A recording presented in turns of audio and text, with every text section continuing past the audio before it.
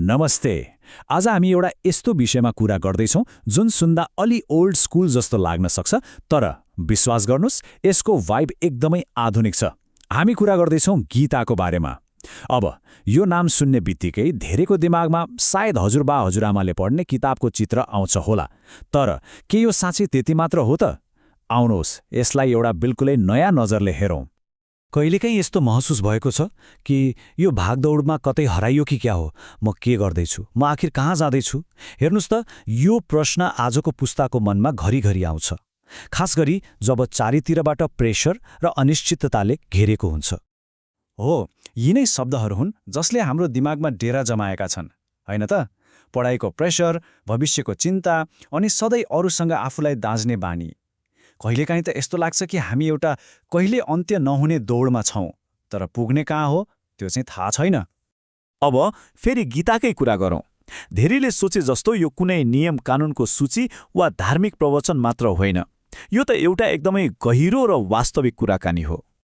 हो, यो स्लाइडले त प्रष्टै पार्छ। एकातिर हाम्रो धारणा छ यो त अलि उमेर ढल्केकाहरूका लागि बनाइएको धार्मिक किताब हो, तर वास्तविकता के हो त भन्दा यो एकजना अल्मलिएको युवा अर्जुन र उनका सल्लाहकार कृष्ण बीचको एउटा साँचो संवाद हो। भनौँ न, जीवन कसरी जिउने भन्ने एउटा व्यावहारिक फ्रेमवर्क। यहाँ हेर्नुहोस् त, अर्जुन आफ्नो जीवनको सबैभन्दा ठूलो, सबैभन्दा कठिन मोडमा थिए। उनी युद्धको मैदानमा त थिए, तर उनको लडाईँ बाहिरी शत्रुसँग भन्दा पनि आफ्नै मनसँग धेरै थियो। यस्तो बेला कृष्णले उनलाई गुरुले जस्तो आदेश दिएनन्, बरु एक साथी र सल्लाहकार बनेर सही बाटो देखाए।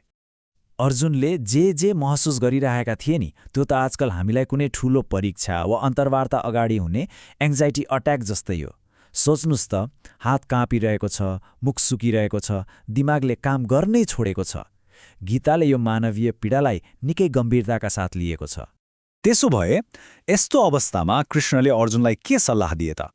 उहाँले एउटा यस्तो लाइफ ह्याक सिकाउनुभयो जुन आजको प्रेसरले भरिएको जीवनमा साँच्चीकै काम लाग्छ। यसलाई भनिन्छ कर्मयोग। एकदमै सरल भाषामा भन्नुपर्दा आफ्नो ध्यान कर्ममा, मतलब प्रयासमा लगाउने, परिणाम वा फलको चिन्तामा होइन। हामी के गर्छौँ? रिजल्टको बारेमा सोचेर यति धेरै तनाव लिन्छौँ कि आफ्नो काममै राम्रोसँग ध्यान दिन सक्दैनौँ। यो श्लोक कर्मयोगको सार हो। यसले के भन्छ भने हाम्रो नियन्त्रण हाम्रो प्रयासमा मात्रै छ, नतिजा त अरू धेरै कुरामा निर्भर हुन्छ जुन हाम्रो हातमा हुँदैन। जब हामी यो कुरा मनबाटै बुझ्छौँ, तब असफल हुने डर र त्यो प्रदर्शनको चिन्ता आफै कम भएर जान्छ। ल, यसलाई व्यवहारमा उतारौँ है त। मानव परीक्षाको एकदमै डर लागिरहेको छ। त्यति बेला यो 4वटा स्टेप्स अपनाउन सकिन्छ। पहिलो, याद गर्नुहोस् कि तपाईँको मन भविष्यमा, मतलब रिजल्टमा अल्झिएको छ। दोस्रो, आफैलाई सोध्नुहोस्, ठिक छ, मैले अहिले तुरुन्तै गर्न सक्ने काम के हो?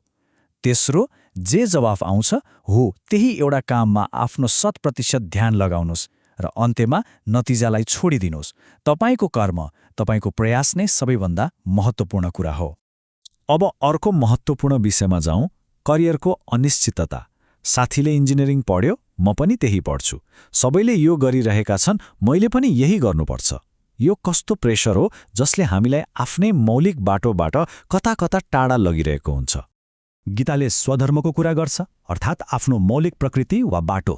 यो श्लोकले के भन्छ भने अरूको बाटोमा पर्फेक्ट देखिनुभन्दा आफ्नै बाटोमा, आफ्नै गतिमा अलिअलि कमजोरीसहित हिँड्नु धेरै राम्रो हो। नक्कल गरेर सफल हुनुभन्दा मौलिक भएर सङ्घर्ष गर्नुमा धेरै सन्तुष्टि मिल्छ।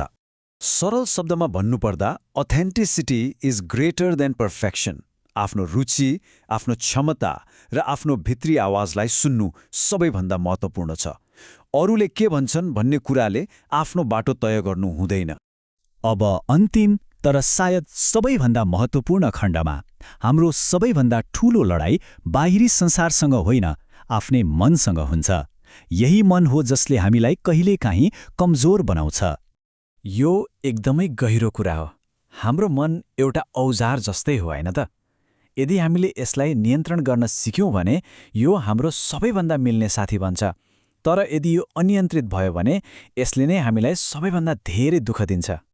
हामी अक्सर आफ्नो मूल्य, आफ्नो वर्थ, ग्रेड, जागिर र समाजको नजरमा खोज्छौँ। तर गीताले सिकाउँछ कि हाम्रो वास्तविक पहिचान यी बाहिरी कुराहरूभन्दा धेरै माथि छ। हाम्रो मूल्य कुनै परीक्षाको नतिजा वा जागिरले निर्धारण गर्दैन, यो त अपरिवर्तनीय छ। र अन्त्यमा यो शक्तिशाली सन्देश, आफ्नो विकासको जिम्मेवारी अरू कसैको होइन, आफ्नै हो। अरूको सहारा खोज्नुभन्दा आफ्नो भित्री शक्तिलाई चिन्नुहोस् र त्यसैको बलमा अगाडि बढ्नुहोस्। ल, यो विश्लेषणको अन्त्यमा एउटा प्रश्न सोचौँ। तपाईको जीवनमा अहिले सबैभन्दा ठूलो चुनौती के छ? के कुराले तपाईलाई अगाडि बढ्नबाट रोकिरहेको छ? आफ्ना विचारहरू तल कमेन्टमा लेख्नुहोला, हामी सँगै सिक्नेछौँ।